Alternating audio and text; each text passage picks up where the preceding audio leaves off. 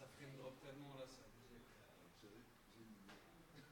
Comme, Hein? comme, Voilà, on va être en live.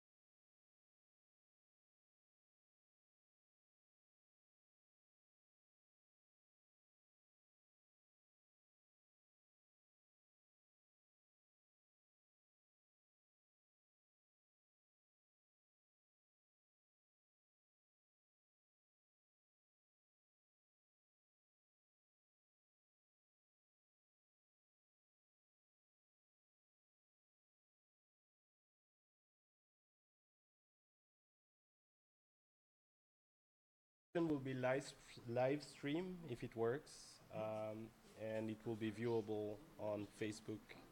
It's Facebook live streaming.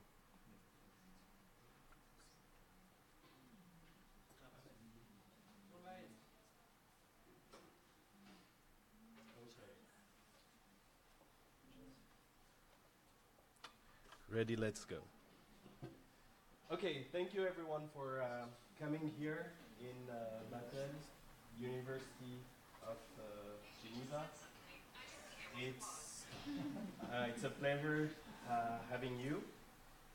And before I take too much of your time, I'll bring Nicolas on stage to explain you a little bit about blockchain assets and what we're doing. Thank you, Nicolas. Thank you.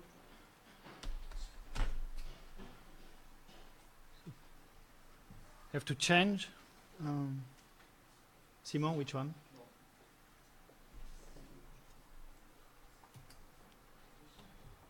Yeah.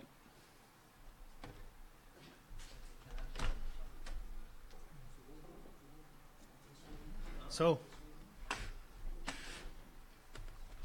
I'm loading the presentation. We are in Switzerland, so we do it in German. It's more efficient and high quality. So today, it's an adventure. It's a travel, I will tell you. And for that, we will use a map. This is the map of a game. So, Spell of Genesis, Project Orb, a route well traveled. That will be my presentation. And the first part is to remind you that EverdreamSoft did a game, Munga. It was 7 years ago. It's a trading card game, and it was a success in Europe, in France, in Japan, and really very new at this period. Interesting for us is to see that we had some feedback from users, and it's important to take that into account. And this feedback was, we want to be able to send, to exchange better the key gaming asset of the game. Or we want to buy, to sell these elements, cards, outside of the game. Another fact on this first success was this desire to say thank you to the first user of the game, of the first player, how to reward the early adapters, the early player.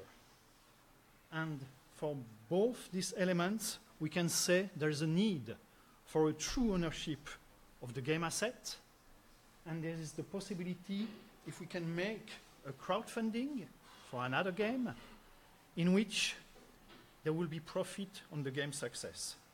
And you will see both is possible and was done with the blockchain. So let's begin. You can see this surrounding this area. Spell of Genesis from the beginning. So what is the game Spell of Genesis? A lot of you know already, but I explain again. This is a mobile game, an application. You can see the map again when you enter into battles. So it's a mix of a trading card game with arcade. The cards are your player, your characters, and you use it in the battle area like in arcade. So it's a broader audience. With that, you can shoot on opponents, orbs, but as well on the spells of the cards to activate them. So an important part is the cards. You have several cards on your deck, and you have to choose which one to put on your team, maximum 4, for the corresponding battle. So this is the kind of strategy after the dexterity. And you have the details of the cards, with the attack value, the health, the speed common of the team, and special spells. In the game as well, the possibility to entertain the player with daily quests, achievement, rank of experience, PvP. So it brings the retention of the people in the game. And last important part, you buy cards with the coin, the gold you win in the game, but you can as well buy very good cards with gems, and for this you pay in-game, in-app purchase, in-game monetization. So that was the result, but as I want to show you the history, the travel, I will tell you a secret. There was some iteration before that. And some people in the audience, they know that. So first, there was this logo for the people. So a lot of this image will be a good remembering for the people. Even the quality is low because it was so old. No, that's true. But that was the battle and how you manage the card. After, you can see more detailed how we can shoot our opponents that are in front of you. The different fighting areas were as level. Then, here we have a view that some can recognize, but the display of the cards, different, opponents as well, not that much information. Here, some elements appear on the battleground, and important, the spells that you have to activate.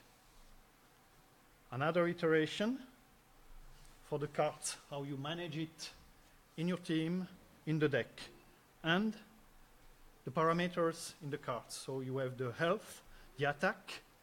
The spells were not really, it was more the power of the element. Then the first map of Spell of Genesis. And here you can enter the different battle areas following the path. Another iteration, the presentation of the card with the description of the power and how they affect on other cards. As well, the introduction of the crystals. It means that you can upgrade, make evolution of the card. Or for the cards you don't need really, you can transform it in crystallize, to help to give power to other cards. How do you have cards? By summoning gold. And for the rest, we are promising things with gems and have better cards that we realize in between. Another view of the battle with more element and more information about the cards. Here, something important before entering a battle. I have different level inside a campaign, and also I need stamina to enter the battle. So that was the concept. You need the element, the stamina, to be able to fight. Here, the concept of dashboard, entertaining, as I say, achievement, quest, rank, making, we'll say, more fun, more engagement of the player, and collecting rewards here. New view of the card, one that is famous. You can see you can level up, you pay, you see the different level of the card, and now also the speed of the team. This one is just the loading of the screen, but a lot of our beta users can remember that. They saw that for a long time. In between, we change. The map, the new map. Big progress for us, different level, and as well boss. Certain level campaign that you have to unlock before to be allowed to fight the boss. Improved presentation with message window of what's going on in the game, and the tutorial, the famous tutorial, with people helping you, guiding you to use the game and indicate you exactly what you have to do. You learn the game like this. Then the integration of the in-app purchase in the Apple App Store and Google Play Store. The concept that this stamina needed to fight for the battle, you can increase the level of stamina. Another way to have stamina, integration of video advertising, also good for us. Here, entering the battle, but with some special power depending of the card in your team. If you have the cards that have certain elements, then in this case we have more health point. So it increased the concept of strategy in the battle. Now example of battles, more elements in the area, even moving objects, you cannot see, more visual effect, really exciting. Different colors, you can see also the damage on the opponents. Another loading screen, not old, just 1 day old, that we launched yesterday, our last version, with the possibility to make asynchronous PvP. You're playing against other players, you discover their team cards, the red. And next, there will be a lot. You can find that in our blog, but big things are coming, like a new extension after summer, Marva Magica. So here, I think you see all what we did in the game, and it was a long way with a lot of steps. Now, let's move to another area. And this is the one that makes us different, unique, and the pioneer. The blockchain is spell of Genesis. Now, very deep technical, well, it's a counterparty, an open layer on Bitcoin, has different features for us important. We can create asset. And the first example is a blockchain card. So we define the card on the blockchain, as example this one, saying how much card it exists, and we can know exactly who has the ownership of this card or not, as we sell it, distribute it. And so as a user, you have a counterparty compatible wallet that works as well for Bitcoin, and you have your card here. Now, as a player, you say, this is my wallet, you linked your wallet address with your account in the game, and the card that is in your wallet appears in your team. You can put it in your deck, you can put it in your team, and then you can play with it. This is the core concept. I will explain it afterwards again, but this is the part that makes us really unique. And this is the answer of the desire of the player to have the true ownership. The second part was, now, here again, for the cards, we made as well cards with blockchain allegory. So we make partnership, we've discussed with people, and we made some of the cards. Some are part of the history, like this Colossus that in between has fallen, but in our game is always robust and powerful. So I present here the artwork that we did, and you can see the different projects for the blockchain enthusiast.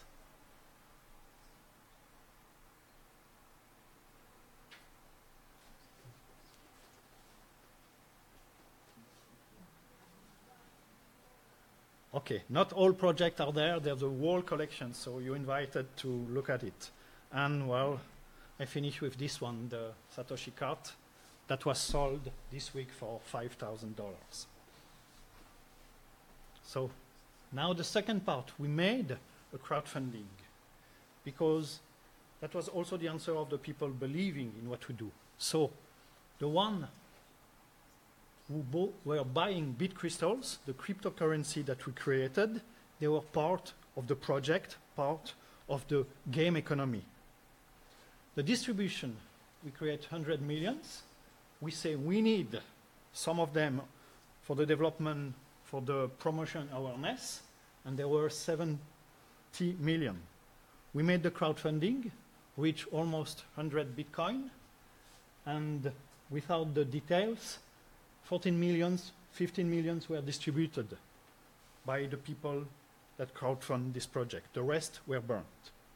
Additionally to that, to give the people BitCrystal, we made several groups depending of the amount of the BitCrystal that were bought, and you can be player with different level or partner and receiving special cards like the Satoshi one, but as well access to special store.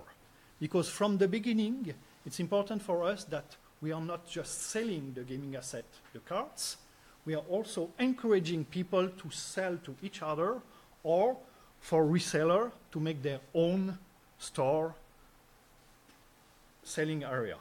So after that, we made the collection of the cards and we sold the card. We are always selling the card depending of the partner level you have or premium, you can access. So we have 3 stores, public for everybody, premium for the player level, and the partner, the people that invested the most. And how is it done? By a swap vote. There is a wallet address. The people send BitCrystal. If they are in the whitelist, allowed to do that, I'm a lucky one, I'm one of these, then you receive the cards. The whole concept is the people are buying with BitCrystals. Additionally, when we produce the BitCrystals, it is locked. We won't produce any more BitCrystals. And then for this money we receive for the cards we are creating and selling, we are a little crazy, no? We burn half of that. So the concept is simple. If the game has success, people, players are buying cards. If they are buying cards, we receive BitCrystals. We burn half of the BitCrystals. With time, with game success, there will be less BitCrystal, and the value should go up. So every month we were burning. You can see the amount of BitCrystal, already more than 3 millions. The value in US dollar, considering the value of the BitCrystal with time. So here you have a first glimpse on it, and here we have the value of the BitCrystal growing. That was yesterday, but it's always valid. This is the proof that the game has success, the player that like it, and the people that believe in the project, they are rewarded. New area. Not only the game, not only the blockchain cards and the BitCrystal. This is the mobile gaming wallet, the Book of Orbs. The idea behind that, and it's true, I have to explain, we did that with IndieSquare, our partner in Japan, and for this example I will show you another game, Force of Will. The concept, you have a wallet with your asset, but it's presented like a collection of your gaming asset. So, in this case of this game, Force of Will, you can see all the cards. And in case you have cards, you can clearly see which cards you are owning and how many. With one card, you have the details, and something very important, you can see the number of cards existing all over the world or all over the blockchain, and if it's locked. Locked means it's impossible to create more cards. So you know you have one card of 1,000. And then you can send it, this card, just give the wallet address of the people or the QR code, select the number, and you can send it. Another action that you can do is linked to the market. Market, you can see here, there is a decentralized trading exchange because it's done the order to sell, to buy are on the blockchain. But with the market, you see the collection, you can see the one you have, and you see the price. In detail, you can see all the sell orders, the buy orders, and the price for the last time it was sold. So if you have the card, you can sell. If you don't have, you can buy or buy another one. And if you want more details, we have all transactions. So you can better decide if you want to buy, you sell, at which price. And this is all done decentralized. The orders are transaction on the blockchain. So with the Book of Orbs, you can better manage your collection and expand your collection. Additionally, what we have is other titles in the Book of Orbs. So we have the RPP. It's more user-generated content when everybody can create and sell it. We made an experiment with Diecast. It's a company creating real, something on your hand, small collectible cards, and we create car, and we make the cards linked to Rally. Another one is Age of Chains. It's another game with gaming asset. Then we have Memory Chain, is also user-generated content, like the RPP, but more for the Japanese market. And then another one from Japan. But the big advantage is the user, in one click, he can see all the titles, and he can discover new games, new collection. And for the companies behind the games and everything, the Book of Orbs is a channel of discovery to reach new user, new gamers.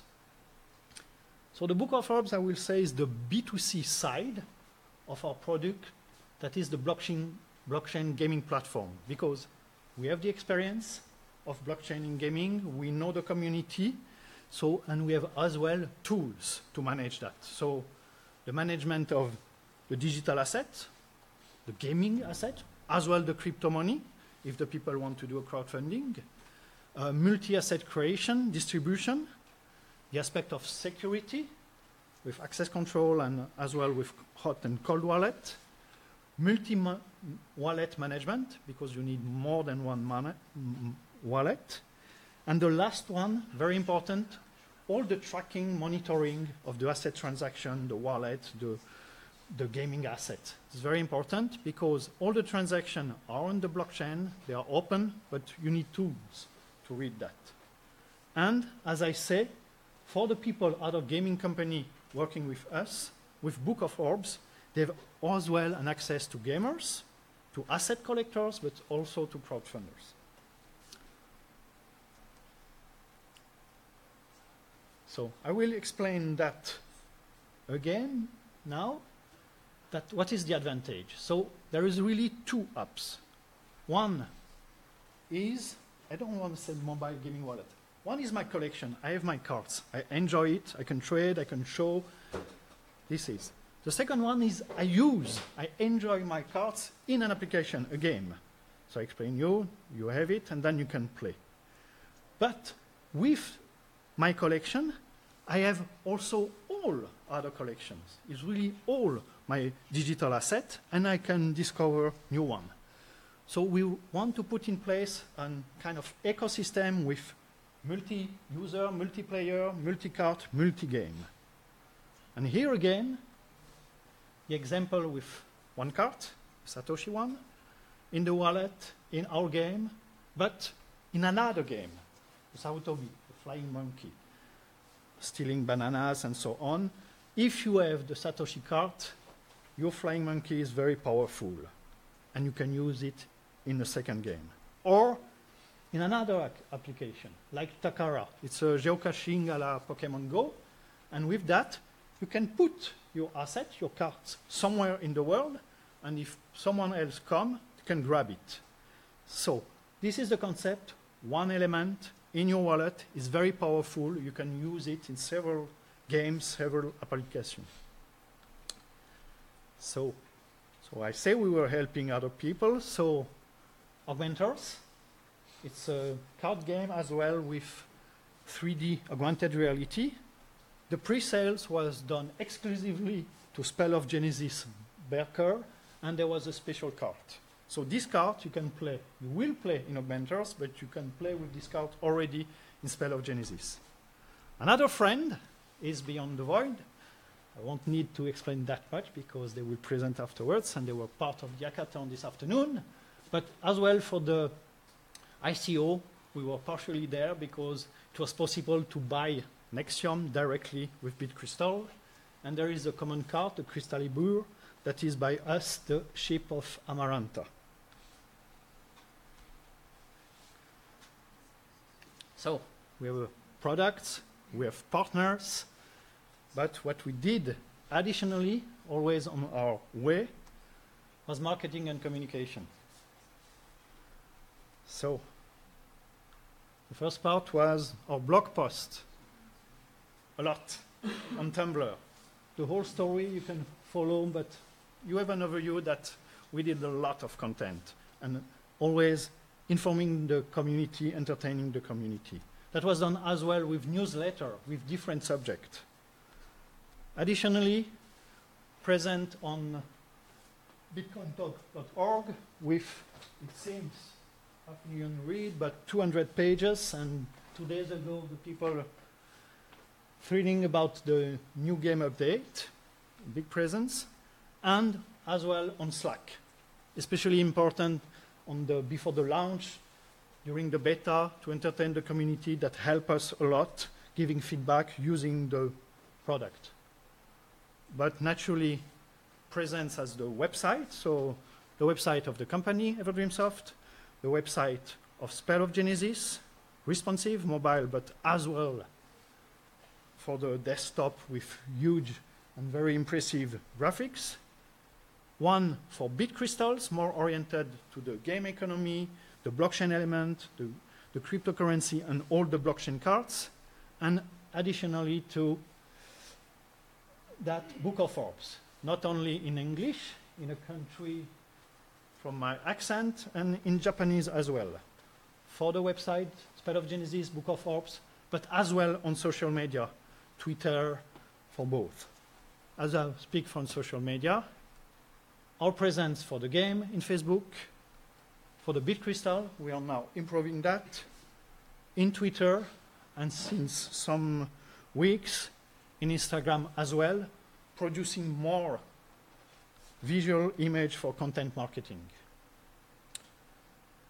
And the last one, a little move from Slack before the launch.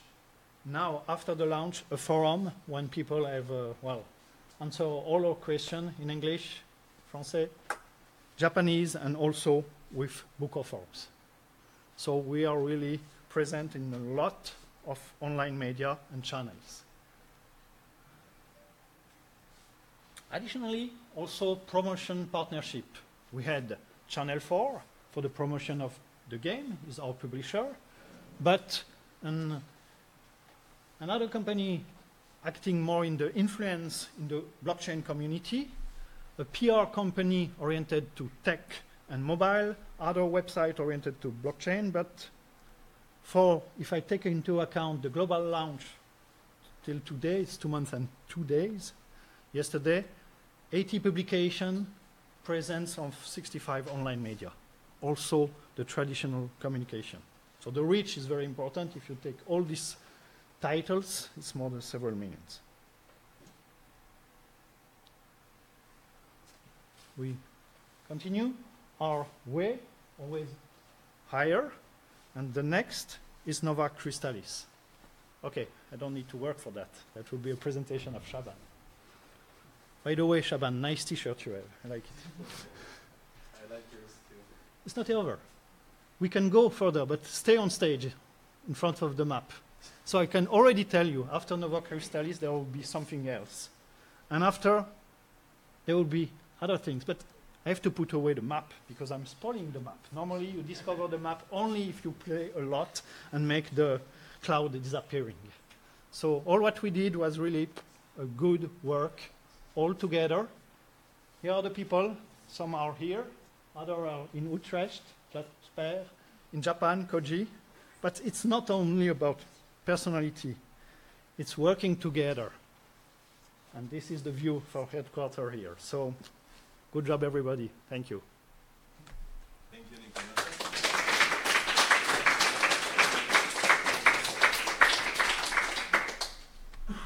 So just before the next presentation, I'll just invite you, if you don't, to download Book of Orbs. It's a wallet app. If you do, at the end, I'll send you a very rare card. Not a very rare card. A card that you can get only in physical meetups like this one. So the only thing you have to do is downloading the app and come to me, and I will send you the card, and it may be valuable in the future. So, and it's a free gift, so don't hesitate. So Nicolas has talked about Beyond the Void. We have the pleasure to have them here in nearby France, and I want to welcome Manon to tell us a little bit more about Beyond the Void.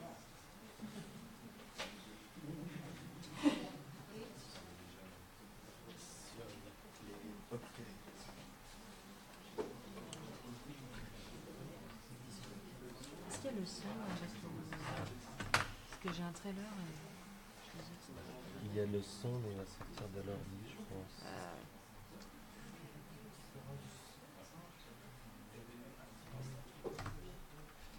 Tant pis, je ne mettrai pas dessus. J'arrive pas à le mettre. C'est une vraie clé? Oui, oui, c'est une vraie clé, mais c'est dans l'autre sens. Ouais. Ah ouais, ça va beaucoup mieux.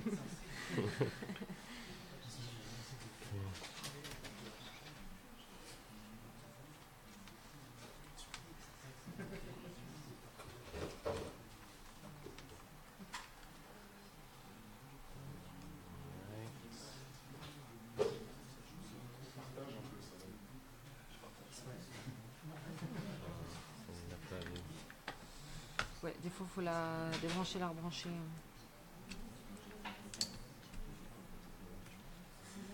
Ouais, ça y est. Ok, merci. Je te laisse. Ok.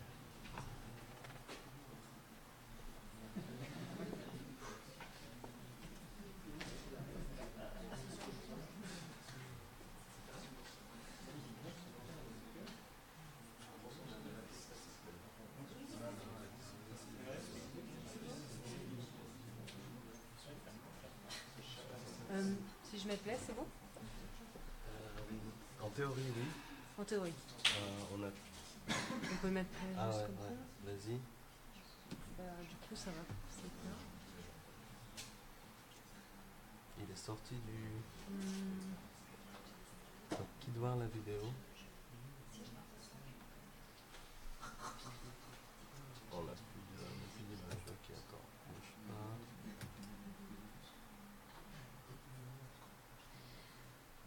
Ok, j'en ai plus de style. Ah. Effectivement. Ça, j'ai pas vu. Ok.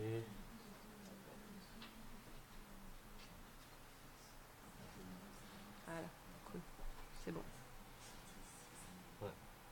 Bah, du coup, ça va sortir sur le PC. Voilà. Essaye, je sais pas exactement ce qu'il y a. Bah, c'est pas grave, mais je vais expliquer. Hello everybody, I'm Manon from Beyond the Void project. Firstly, I would like to thank Scholars of Genesis Team Chaban and everyone here for inviting us. And it was really, really interesting this afternoon to talk with everybody about how to make further steps in the blockchain technology and gaming blockchain particularly. And I'll present Beyond the Void. Beyond the Void is a one-to-one game which takes a little bit from MOBAs, multiplayer online battle arena, and RTS, real-time strategy. So if you know a little bit of the video game, it can be kind of a mix between League of Legends and StarCraft. It's in space. You have a champion, which is your mothership, and you fight with it, but also you can choose its skills, and you can customize your game with event cards. You can do a lot of stuff. And I'll just show you now the trailer, so we can have a better idea of what I'm talking about. We don't have sound, I think, but just the images should be... You can sing. No, thanks. You should have the sound. Ah, okay.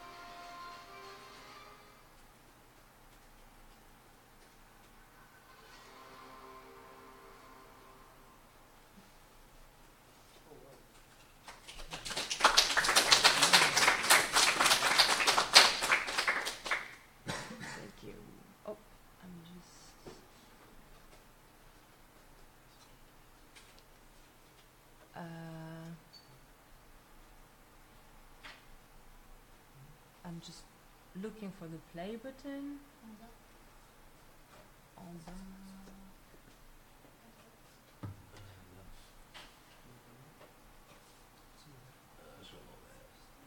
Ah, okay. Could not find that. Thanks. Yeah, so as I said earlier, it's a 1 versus 1 game. It's a space. The games are really designed to last, to be very quick, comparing to other MOBAs. So it's also quicker because it's only 1 versus 1 and there is no teams. It lasts 10 to 20 minutes. And it's in real time, so you also have to manage your resources in real time in the game, so you can conquer planets and then build rings around them. With rings you can build special units that help you to fight. They can go in the lane. So you have to, the goal of the game is actually to build rings around planets and then create an army, special units and everything. Then take all 3 turrets of your opponents, and once you did that, you can actually attack directly the mother planet of your enemy, and you can take it, and then if you win the battle, you can win the game. Each player has 3 turrets and 1 mother planet that you have to defend. And the game, like MOBAs, has a lane, and you can advance along the lane, along the front, with your army, and you can also fight with your skills. So your mothership has 4 skills, 1 ultimate, and 3 skills that you can choose: movement, offensive, utility skills that you can choose at the beginning of the game, at the draft. The game itself is coded with Unity 3D. And the game is not on the blockchain directly. We use the blockchain for the shop, and that's more screenshots. I'll talk a little bit about the shop later, but first I wanted to present the team. This is the core team of 4 people, all from the same family, if you didn't know yet. So Remy here, who is the blockchain developer, and he's also the game designer. We have Eric at the back, who is our CEO. Myself, in the communication, marketing, and all of this communication around the project, and of course the lead developer of the game, who's not here today, but thinks about us very much. And here, Maxence. We have also 3 other people in the core, in the permanent team. So there is Camille there. She was hired 2 weeks ago, so she's the newest recruit. She's helping with marketing, strategy, and content. Corentin here is a developer, and he will help with the shop in the first steps, and then with the game. And we have another coder who is really focusing on the game itself. So how are we using blockchain in the project? The blockchain is used as the economic backbone of the game, and not only the game actually, but the whole ecosystem that we plan to create around the Nexium, which is our token that we created on the Ethereum blockchain. It's an ERC20 standard token. The game shop is actually a smart contract on Ethereum, and all the transactions in the shop are made in Nexiums, even the fees of the transaction. Actually, we have a stamp system, and so everything is recorded on the blockchain and trustful. Nexiums are token ERC20 compatible.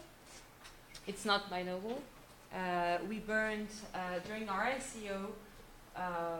We distributed some Nexiums to the core team. We we kept 15 million for the promotion, communication around the project, and then 70 million we sold it. We sold it to people in order to back the project, but also to make the Nexium circulate between people. So we sold around 33 millions of them, if I remember correctly. So we burned everything else, and the total supply remaining in the market today is around 60 million. And each of these Nexiums are stackable in 1,000 million Nexium. It's available today to trade on OpenLedger, Poloniex, EPTC, EtherDelta. Why did we create the Nexium? We created the Nexium because we wanted a specific gaming and blockchain token that was used only in games, and to create a whole ecosystem of games around it with the same assets, tradable with the same token. And we also, one reason is not here, is that we wanted to peg the value of Nexium not to Ethereum itself, but to the quality of the products, quality of the games. And we wanted people to use Nexiums not to be influenced by politics around Ethereums or development in Ethereum background. Of course, it has a lot of advantages. The true ownership of the assets is very important, because for the first time with Spells of Genesis and now with Beyond the Void, people can truly own their assets. They can exchange them, trade them, destroy them even outside the context of the game. So that's we think that's a huge improvement. And also it allows to create cross-gaming assets, which is really, really interesting, because it can be cross-gaming assets between different games within the same ecosystem, like we plan to do in the future, but it can also be assets from different games and different studios, like Spells of Genesis and Beyond the Void. So this is Island Red, actually, and it's the future cross assets between the two games. And we hope there will be many more between the two games and many other. That's briefly what we sell in the shop, because Beyond the Void is competitive, one-to-one, and we want to remain competitive. So obviously we don't want players to take advantage of their money to just win every game with bought cards or bought items that makes you stronger. So we really need to remain competitive for this side of the project. So we sell skins, holotag, avatars, hidden cards that had variety to the game, but not any strategic advantage. This is just an example of different skins. This is the normal ship. This is the Crystalis, which is the Amaranta ship in Spells of Genesis. It's a cross-gaming asset. And the gold Excalibur that was issued during the crowdfunding. That's what we did already. So we held a closed beta. We managed servers. We did a lot of technical improvements on servers, account management, matchmaking system, which is very important in our game of games, of course. Chat friend list, content as well, motherships, skills, all of this that we saw in the trailer. And the next steps for now, for us, before the early access, before the release, is to implement the blockchain asset that we created that already exists in the game that already exists too, but the link is not done yet. We are working on it at the moment. Small features like easy features like lost passwords, these kind of things, but the game is actually pretty advanced already, so we plan to have a good version very soon. This is the next event we're going to. Wargaming Festival at the end of July. We had actually, it's not there, but we had a lot of events in the last couple of months. So we went to Germany, we went to UK, Ireland, in France as well. We did some events. So people are beginning to talk about the game and actually to play it, which is very good for a beta. And in September, there is the huge Gamescom in August, and we have been green lighted on Steam, so we'll be on Steam from September on, which is a great news also because it will allow us to reach a lot of people and to really get the game out there. And the first tournament with a specialized esports association in Lyon, because all the team is from Lyon. This is our new website as well, and I think I covered pretty much every topic. If you want to, you have 3 minutes to ask some questions, otherwise I'm finished.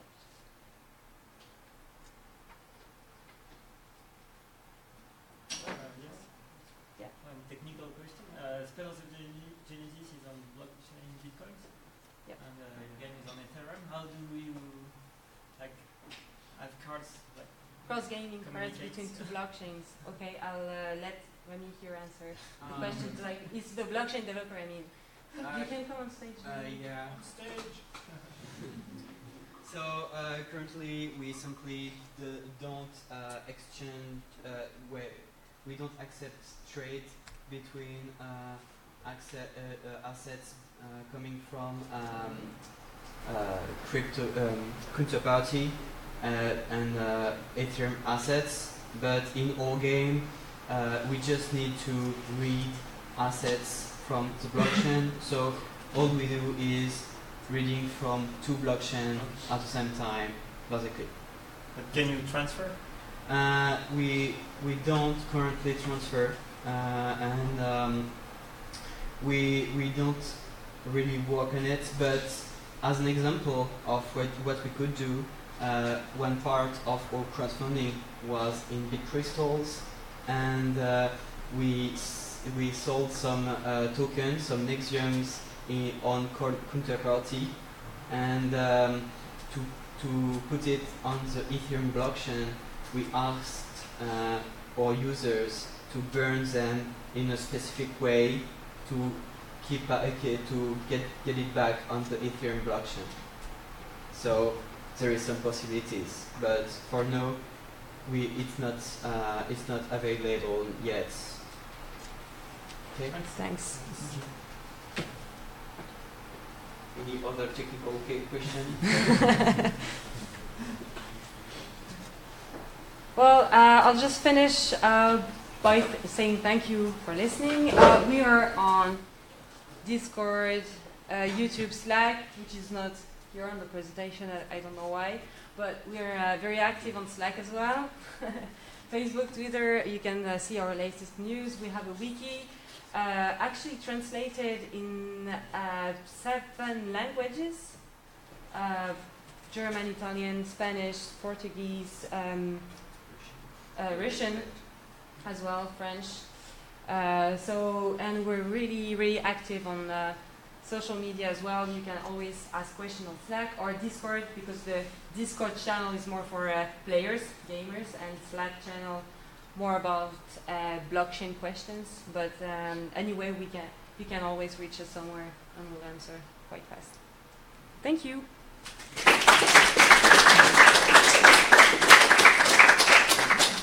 Thank you very much, Manon. Thank you, all the team beyond the world. Shaban, we have to catch up with the language. 7. Okay, the next part is now the presentation of our next step by EverdreamSoft, Crystalis, Spell of Genesis, and Book of Orbs, and let the word to Shaban. So, again, thank you for coming.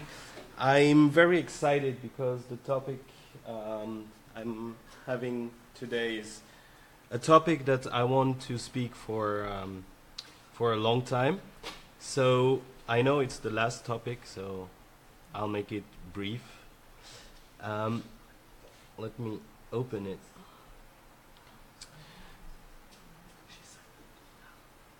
And here. We are in a very exciting time. We've seen internet growing. Internet really changed the way we work, the way we live. It's changed a lot of things. Blockchain is also changing a lot and will change. It's hard to foresee today what blockchain will do in the future, but we can have a glimpse and see that it's changed the whole economy, the whole how people transact items, assets, value, work. So we've started with the vision of true ownership. True ownership, when we started, we thought when you go to a music store and you buy a CD, for example, you hold it in your hand, you own it. You're free to do whatever you want with it. You can trade it, give it, sell it, do whatever you want. When you buy something digital, you don't have this liberty. If you buy a song on iTunes, for example, it's not yours. It's just you have the right to listen to it, and if you die or whatever, you lose this right, and you cannot transfer it. So that's why we started with Spells of Genesis, because we wanted to give back the power to the user,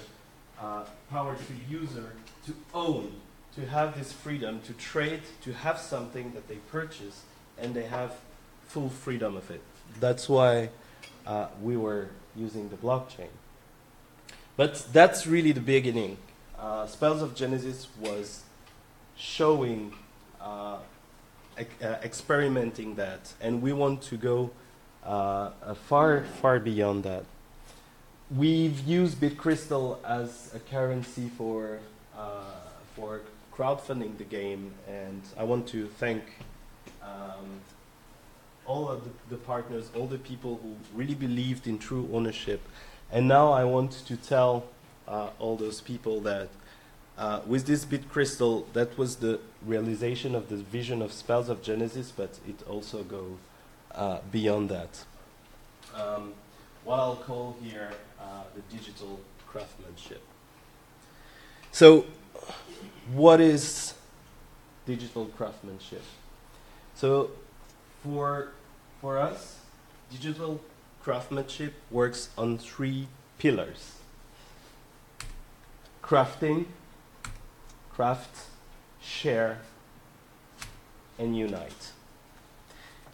If you look at the beginning of humanity, when we started building things, this is exactly what we did.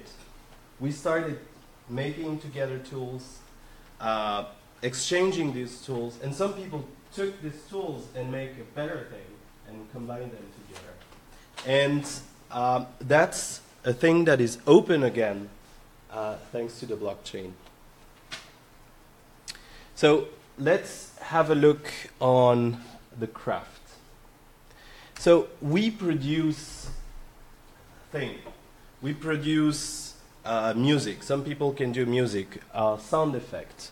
Some people can draw or write story. Some people can code. Here an example of an illustration, for example, our Satoshi. So someone can create things.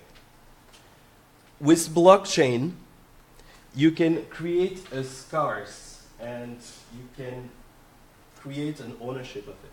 So I can craft something, and I can make it scarce. So I can say, okay, I'll create an illustration, and this illustration will be used 200 times. For example, there is 200 units. I can do 1 million units. That's up to me. I'm the crafter. So on our new project, simply called right now, codename Nova, people will be able to craft assets on the Bitcoin blockchain counterparty, but also on the Ethereum blockchain. Let me illustrate that for you a little bit.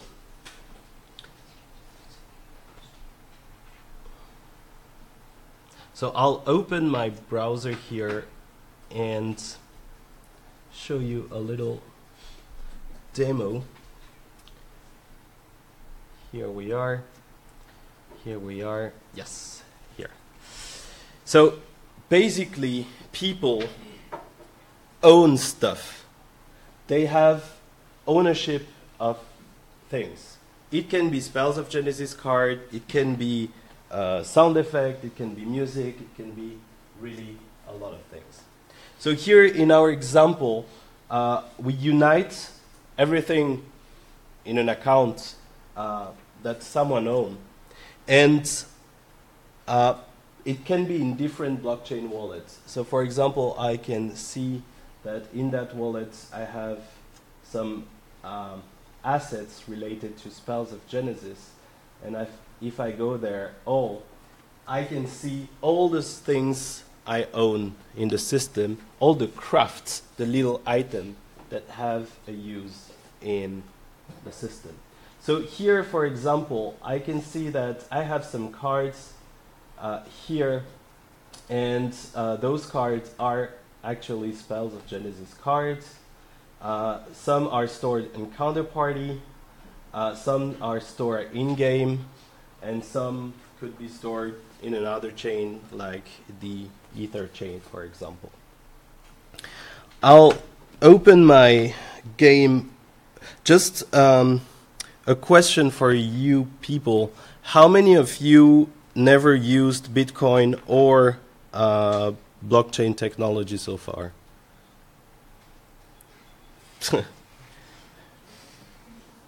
Okay, so 2 people.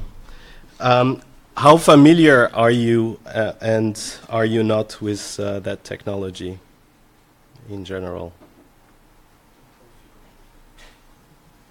New to it or? Okay. So the idea with the blockchain is that you can transact with Bitcoin. You can transact things peer-to-peer without a central authority. So you can take something from me directly to you without going through a central authority. It saves cost of the decentralized authority, but also it gives you freedom, because no one can take what you own from yourself. You're the sole owner of the assets that you have on the blockchain. I'll connect to Spells here, device here. I'll just show you in practical how it works, if it works. Yes. So Nicola demonstrates that in one wallet, assets can be used in several games. So this is, sorry, advertise. So this is my collection of assets, just the one you've seen on the website, that are read by the game. So the game look at what I own and then unlock the different characters. So if I own this asset, I will have this character. So all these little elements can be used in Spells of Genesis or can be used in other game or any product.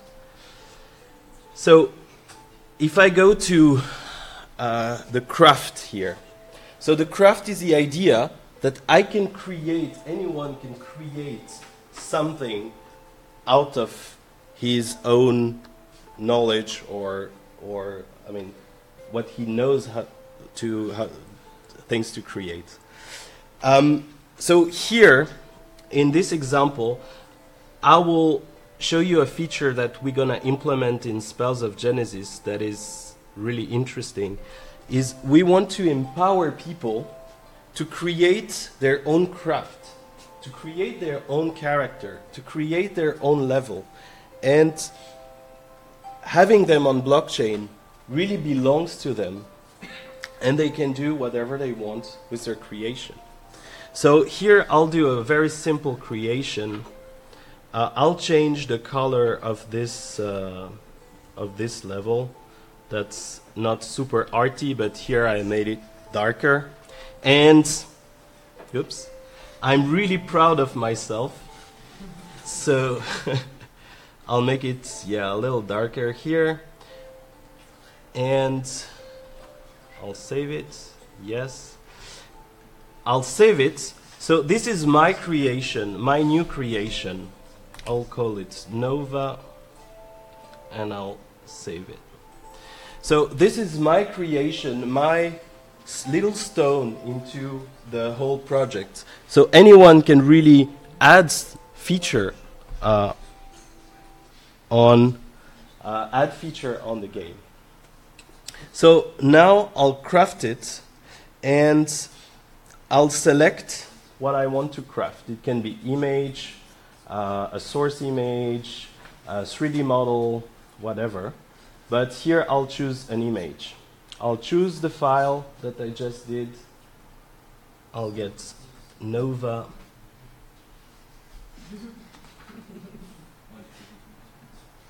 Here. So then it will ask how I want to materialize this project. So here I can choose the protocol I want to be in, and I'll choose a name for that asset. My great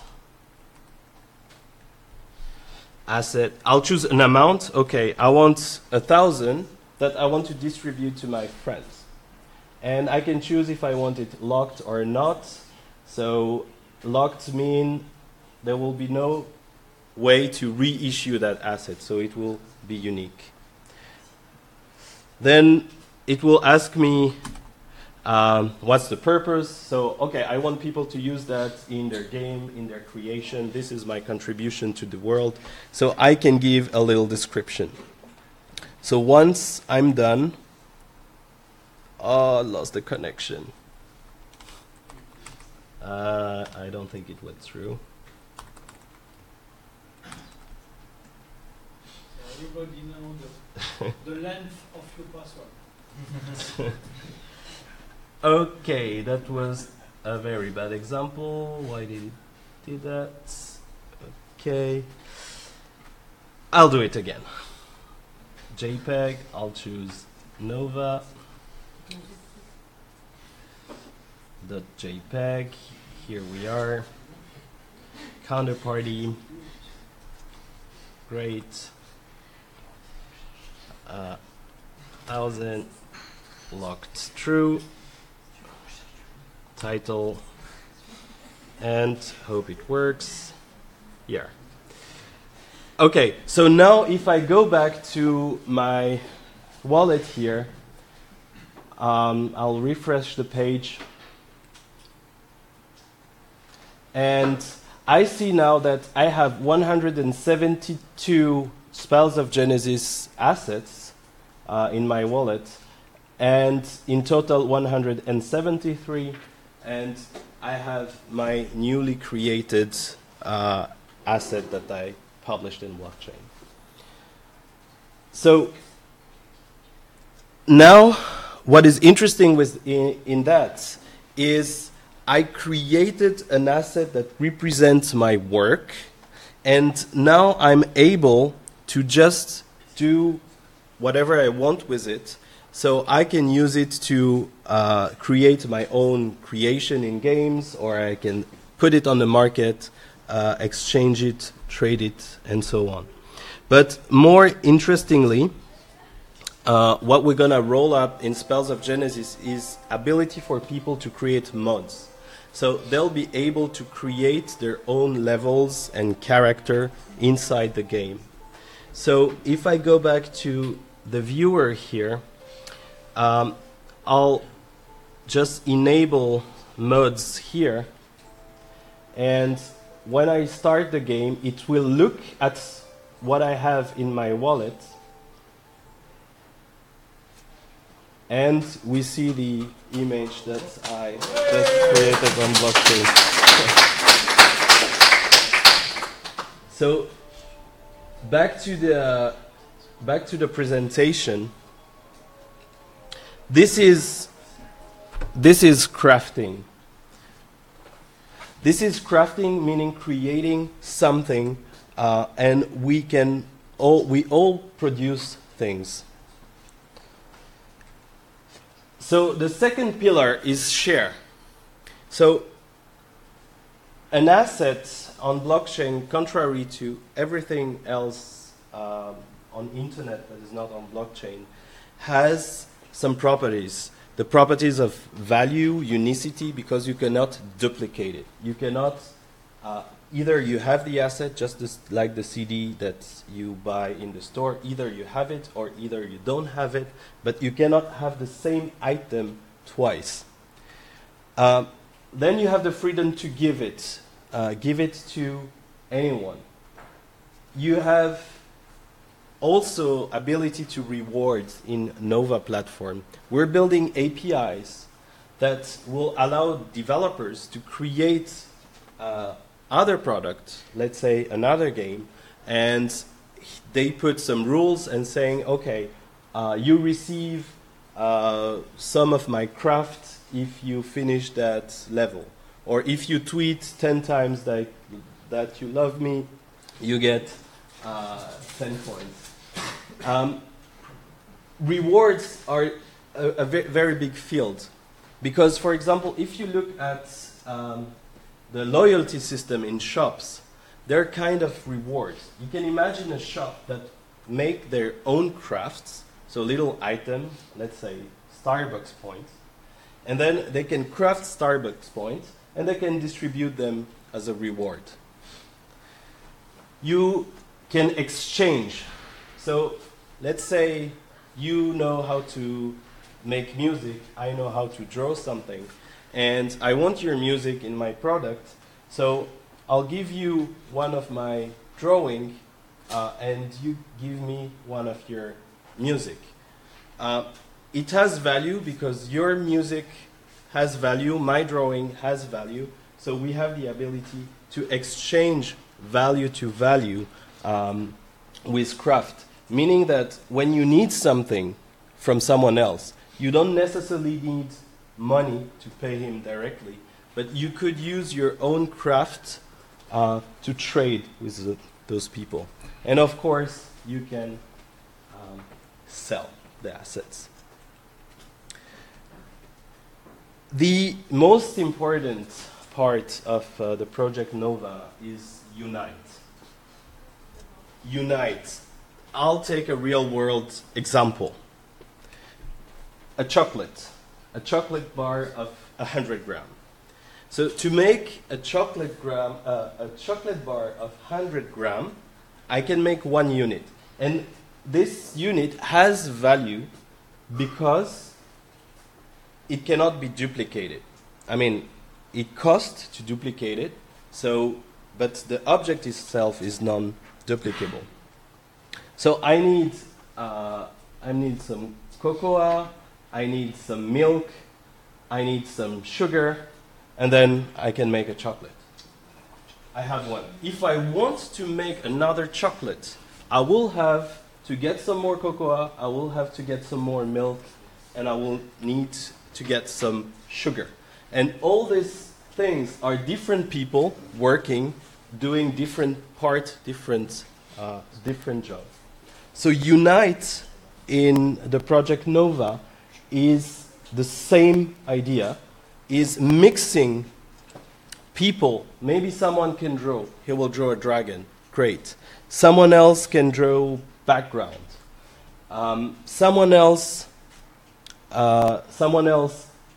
know how to play game. So he will unite a unit of that character, a craft of that character, a craft of that level, and not one, but 100 of those units, and he will create a unification of 100 unit of a new level with the with the dragon inside.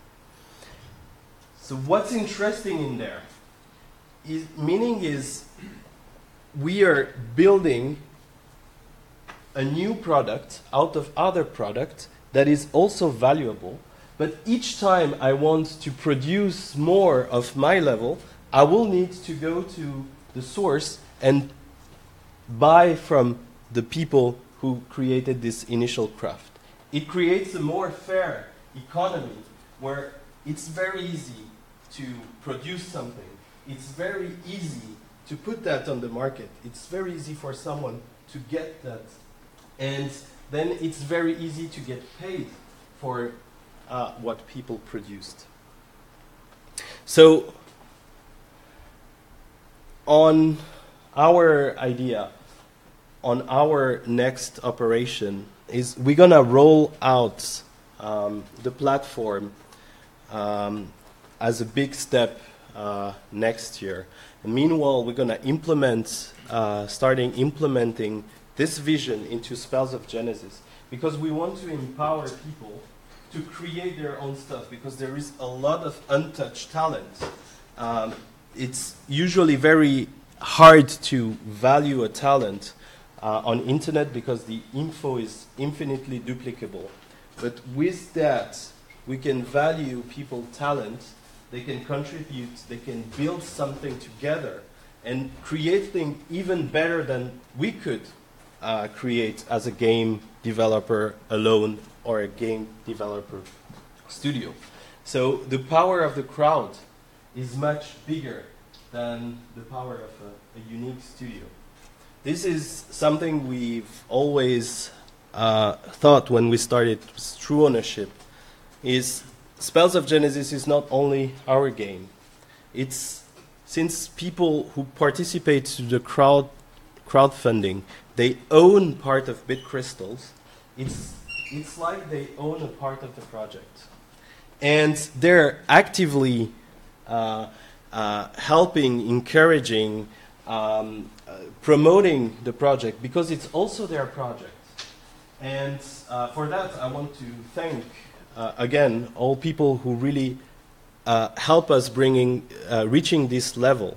Because without the power of the crowd, we couldn't reach that level.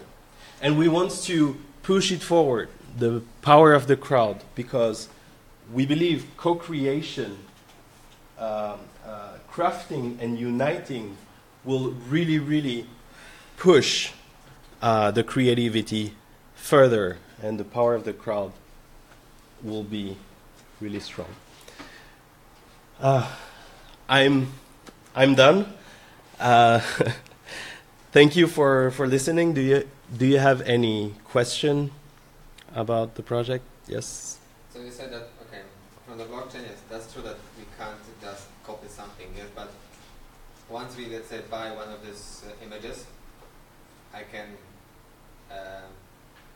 download it, I can modify it like you did, and just change the contrast, or changing like a small unit, yes, and then already the hash of the item will be different, yes, yeah. The item will be different, and I can start it again, yes. Yeah.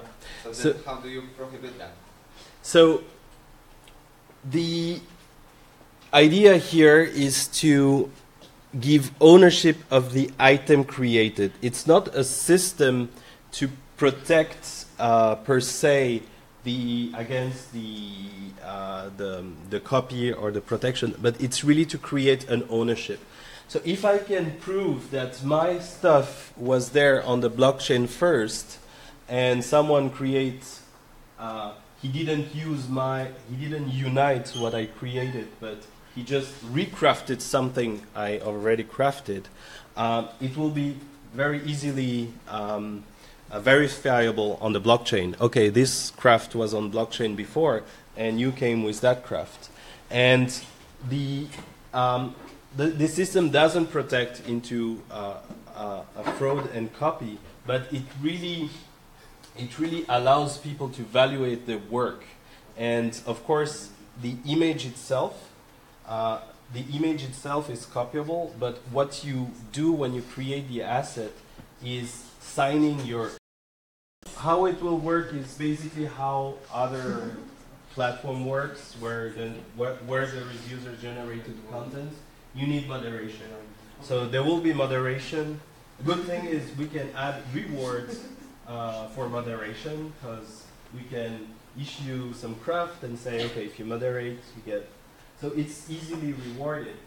And the advantage with liquid markets, like the blockchain, is usually the content that is high quality, high value, really stand up.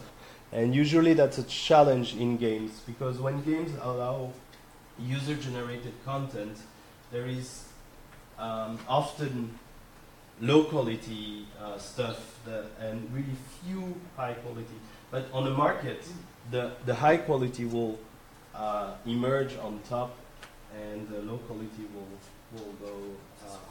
will go down. Yes. When you are several persons and you want to create a team craft, how do you know who has the true ownership of the final creation?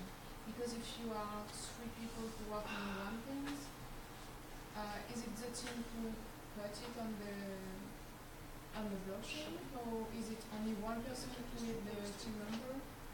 How do you manage the ownership? Okay. A very interesting question. I'll repeat for the stream. How do we manage the ownership of the end product? So if there is several contributions towards the end product, how do we manage who owns the end product? That's interesting. With Nova platform, the end ownership of everything, of the finished product, goes to the owner of the assets. So if I'm the end user and I bought the whole thing, I'm the end owner. If, let's say we take the chocolate example.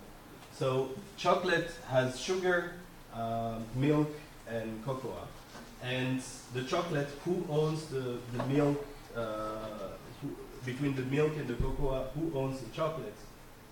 I will say the one who made it all together owned at some point, but when he sells the chocolate to the end user, so the end user owns the milk that is on the chocolate, the cocoa, and the sugar that is on the chocolate. So there is no, the ownership really goes from the beginning, so the cocoa sell himself to the chocolate producer, and the chocolate producer gets the end asset. So really, the combination of all makes the asset, and the one who has in his wallet have the final ownership of it. I don't know if it was clear. Yes. So the end user, the end maker is the one who will have the true ownership of the end product. So if the product is really famous, is the only one who will be known for it. So basically, if someone make a great level out of this image, and this image, let's say I start and I make something great, and there is a lot of fame. I make only 10 units, and there is so much fame that people want more, because if I create a 10 unit, only 10 people can have it at the same time. And there is millions of people asking me this level. I'm very famous because I did that. So yes, in a sense, as I build that, I get famous. But if I want to produce more units, I have to buy from that guy as well, and that guy as well. So maybe he has a lot on sale, so that's okay.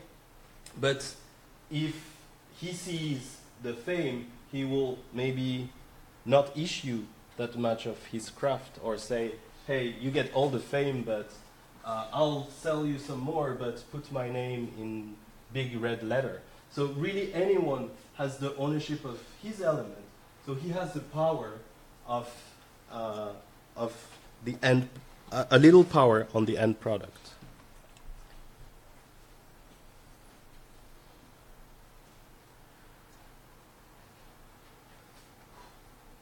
Something else? Someone else? All right. I think we're good. Thanks a lot, everyone, for coming. I invite you to. You already seen the team. I'll put it for the theme. I invite you to follow what we do. Bit Crystal, Spells of Genesis, a lot of exciting things, I hope, are coming along the line. We're just at the beginning. Spells of Genesis was just scratching through ownership. We want to go deeper, and I invite you to follow us and make your comments and participate to that great adventure. Thank you. I'm now the CEO. Oh